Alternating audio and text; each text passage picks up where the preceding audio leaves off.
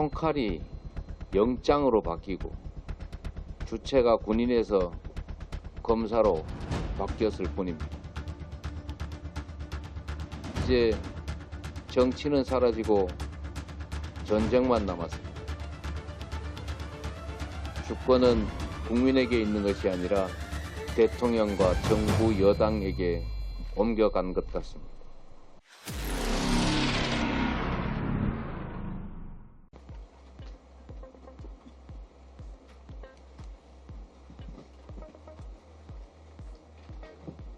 대한민국은 민주공화국이다.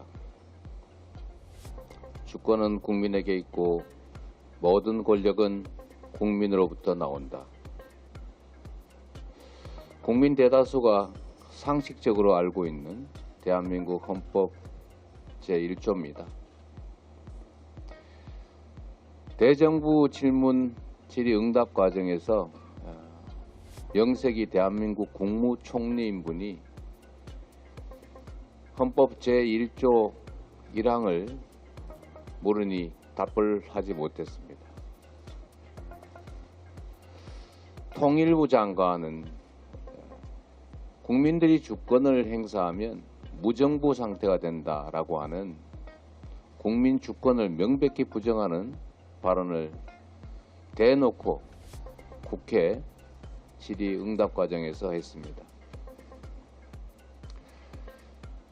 며칠간 대정부 질문 과정에서 총리와 장관 그리고 차관 등 정부 공직자들이 국회를 대하는 태도를 보면 국민과 싸우겠다라고 하는 대통령의 의지 또는 혹여 지시가 제대로 관철되는 것 같습니다. 국회의원은 헌법기관이고 국민으로부터 권한을 위임받은 국민의 대리인입니다. 국민을 대신해서 질의하는 국회의원에게 도발하고 또는 억압적이고 빈정거리는 이런 강요들 있을 수 있겠습니까? 저는 조금 전에 김기현 이분 말씀은 참 드리고 싶지가 않은데 불가피하게 한 말씀 드립니다. 김기현 국민의힘 대표께서 언론 보도 하나를 두고 국가반역의 사형감이라고 했다는데 저는 이게 정말로 황당무계한 제대로 된 교육을 받은 사람인지 의심스러운 발언이긴 하지만 무언가 일맥상통하는 게 있다는 생각이 듭니다. 그건 바로 짐이 국가다라고 하는 전체주의적 사고와 맞닿아 있습니다. 윤석열 대통령이 이렇게 말했다고 합니다.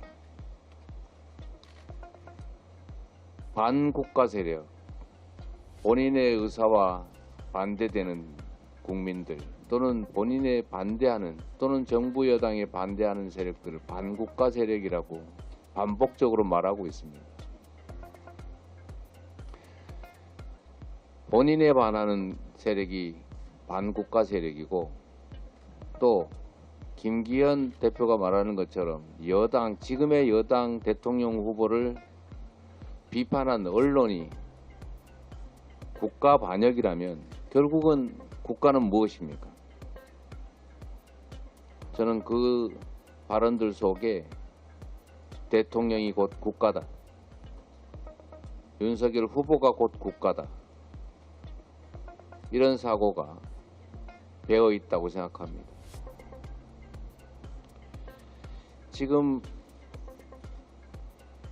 정부 여당이 그리고 대통령실이 국민을 이 나라의 주권자가 아니라 지배 대상으로 통치의 대상으로 여기고 선거 때 표나 찍지 가만히 있어라.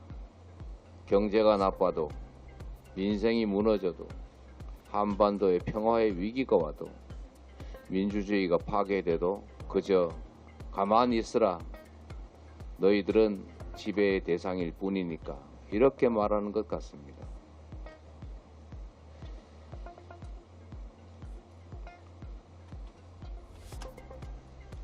한때 국민의 주권을 부인하고 국민을 지배의 대상으로 여기던 폭력적인 정치 집단이 있었습니다. 바로 군사 정권이었습니다. 총칼이 영장으로 바뀌고 주체가 군인에서 검사로 바뀌었을 뿐입니다. 이제 정치는 사라지고 전쟁만 남았습니다. 주권은 국민에게 있는 것이 아니라 대통령과 정부 여당에게 옮겨간 것 같습니다. 그러나 이렇게 방치할 수는 없습니다. 언제나 역사 속에서 나라의 위기는 위정자가 아니라 백성들이, 국민이 구했던 것처럼 이 나라의 민주주의 위기, 민생의 위기, 경제의 위기, 평화의 위기도 우리 국민들이 이 나라의 주권자가 나서서 지켜내야 합니다. 그리고 극복해야 합니다. 우리 앞에 장벽들이 하나씩 둘씩 쌓여가고 있습니다. 그러나 그 장벽조차도 우리가 넘어야 될 장벽인 것이고 결국 국민의 힘으로 넘을 수 있을 것이라고 확신합니다.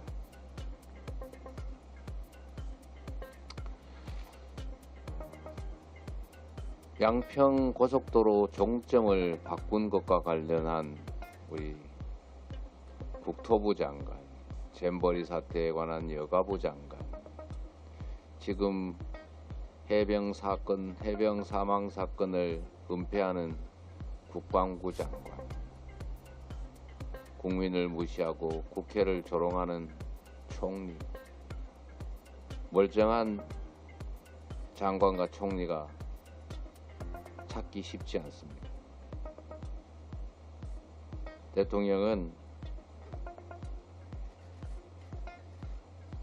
민주주의 파괴, 민생 파괴, 그리고 한반도 평화 파괴 행위에 대해서 국민에게 사죄하고 지금까지 해온 국정 방향을 전면 전환해야 합니다. 그리고 총리를 포함한 내각이 총사퇴하고 이 사태에 책임을 지면서 새로운 방향을 모색해야 합니다. 권력이 강하고 영원할 것 같아도 그러나 지나고 보면 언제나 잠시였습니다. 하늘을 찌르고 세상을 덮을 것 같은 권력자도 결국은 사라졌습니다. 역사와 국민이 심판할 것이라는 이 엄중한 경고를 잊지 않는 것이 불행을 피하는 길일 것입니다. 이상으로 최고위원 회의를 마치겠습니다.